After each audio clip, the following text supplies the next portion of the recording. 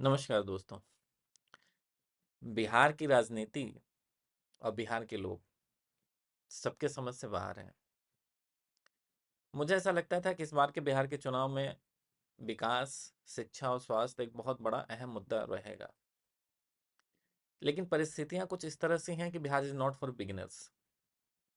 अभी चर्चा जो जोरों पे चल रही है बिहार के राजनीतिक गलियारों में, वो दो बातों की चर्चा है: राष्ट्रीय दामाद आयोग और राष्ट्रीय ससुराल पार्टी। विपक्ष के नेता तेजस्वी यादव का बयान आया है अभी, और वो बयान आयोग के गठन के संदर्भ में आया है कि दरअसल तीन नेता स्वर्गीय रामविलास पासवान जी, केंद्रीय मंत्री जीतन राम मांझी जी और प्रदेश सरकार के मंत्री अशोक चौधरी जी के दामादों को अलग अलग आयोगों में नीतीश सरकार ने और एनडीए की सरकार ने पद दिया है। जहां रामविलास पासवान के दामाद और केंद्रीय मंत्री चिराग पासवान के बहनोई मृणाल पासवान जी को राज्य अनुसूचित जाति आयोग का अध्यक्ष बनाया गया है, तो वहीं जीतन राम मांझी जी के दामाद देवेंद्र मांझी जी को अनुसूचित जाति आयोग का सदस्य बनाया गया है। प्रदेश के मंत्री अशोक चौधरी जी के दामाद सायन कुणाल को धार्मिक न्यास परिषद का सदस्य बनाया गया है। अब इनका क्या क्वालिफिकेशन है और क्या ये उचित है, ये तो जनता पर निर्भर करती है। लेकिन तेजस्वी यादव ने एक अच्छा मुद्दा उठाया कि अगर आयोग के सदस्यों और उनके अध्यक्षों का चुनाव हो रहा है तो चयन निष्पक्ष होना चाहिए, उसमें कुछ क्वालिटी होनी चाहिए। लेकिन हो उसके उलट रहा है। अब आप अगर किसी बड़े मंत्री के या नेता के दामाद हैं तो ये काफी है क्वालिफिकेशन, फिर किसी और क्वालिफिकेशन की कोई जरूरत नहीं है। तो अब ये तो नेता प्रतिपक्ष और विपक्ष का वर्जन है। अब सत्ता पक्ष का भी एक अपना वर्जन है। सत्ता पक्ष में उप मुख्यमंत्री के पद पर सुशोभित विजय कुमार सिन्हा जी का कहना है कि तेजस्वी यादव के पिता श्री लालू यादव जी वही आदमी है जिन्होंने अपनी पत्नी राबड़ी देवी को मुख्यमंत्री बना दिया था, और ये वही लालू यादव जी हैं जिन्होंने ससुराल पार्टी बनाई थी, अपने दोनों सालों को एमएलसी का पद बांट दिया था। और उन्होंने ससुराल पार्टी को बहुत इंटरेस्टिंग ढंग से डिफाइन भी किया है। उनका कहना था कि स से स से साधु, सु से सुभाष और र से राबड़ी देवी और ल से लालू जी, यानी ससुराल पार्टी। तो परिवारवाद बिहार की राजनीति में कोई नया, बिहार की क्या भारत की राजनीति में कोई नई बात नहीं है। मीसा भारती हों, रोहिणी आचार्य हों, तेज प्रताप हों, तेजस्वी यादव हों, सभी लोगों ने चुनाव लड़ा है। जनता ने पसंद ना पसंद वो अलग बात है।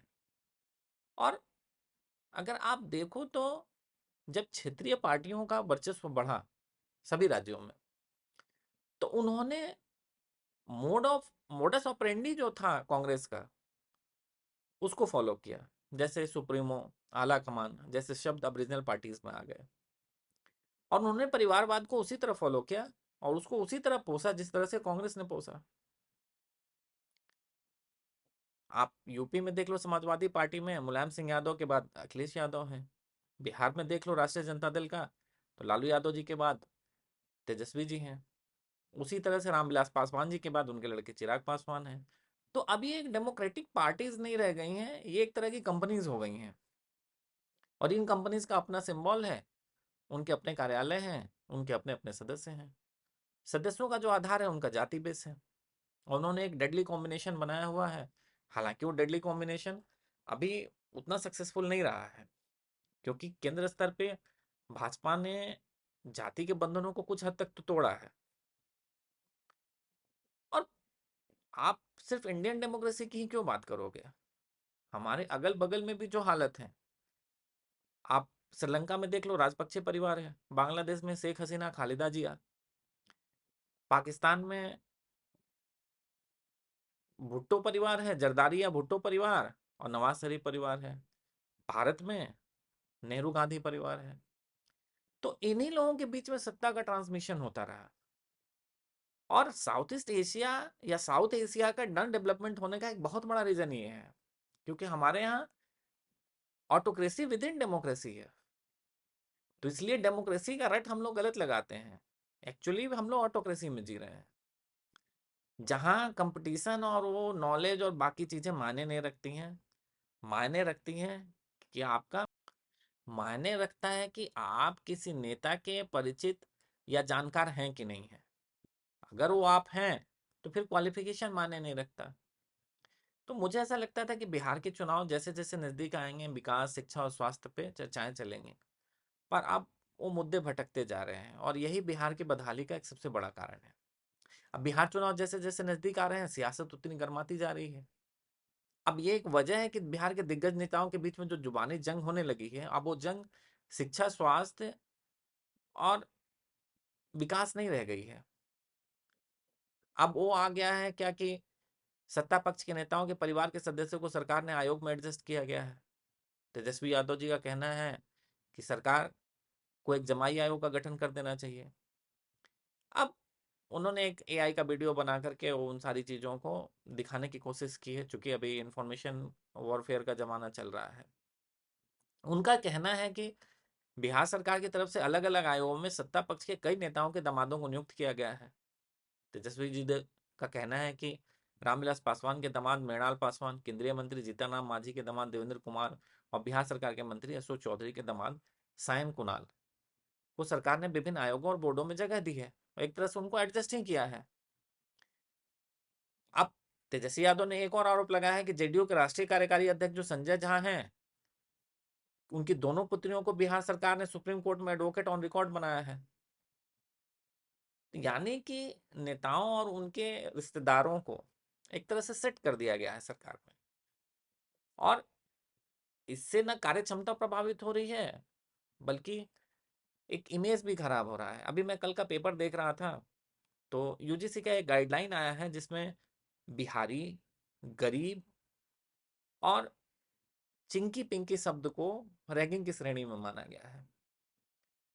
अब ये खुश होने की बात है हमारे लिए या दुखी होने की बात है, ये मुझे पता नहीं चल पाया कि अगर बिहारी कोई कह रहा है तो अब वो एक रैगिंग का वर्ड हो गया। समझिए कि बिहार और बिहारी शब्द की स्थिति क्या हुई है। तो हालात बहुत बुरे हैं और राजनीति इस कदर गंदी हो गई है कि उसमें पढ़े लिखे लोग जाना नहीं चाहते हैं, या जाना भी चाहे तो उनको मौका नहीं मिलता है।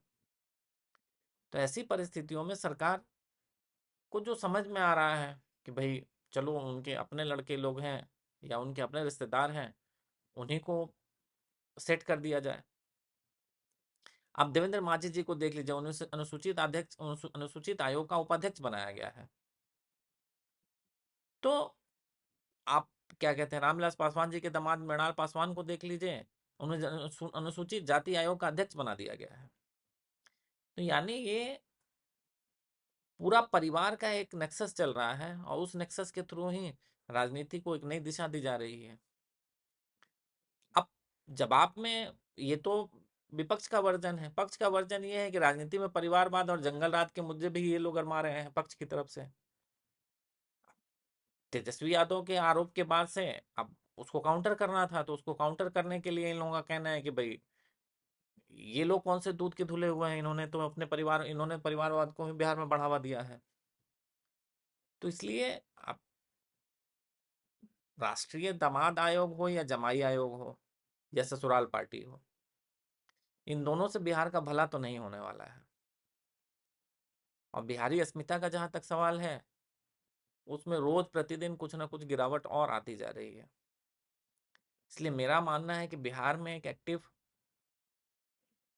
नेता का होना और मुख्यमंत्री जैसे महत्वपूर्ण पद पर होना बहुत जरूरी है। नहीं तो फिर वही होगा कि यूजीसी के गाइडलाइंस में जो आए हैं कि बिहारी शब्द एक संसार करने वाला शब्द बन गया है, यानी कि अगर कोई बिहारी शब्द इस्तेमाल कर रहा है तो वो रैगिंग की क्राइटेरिया में आएगा।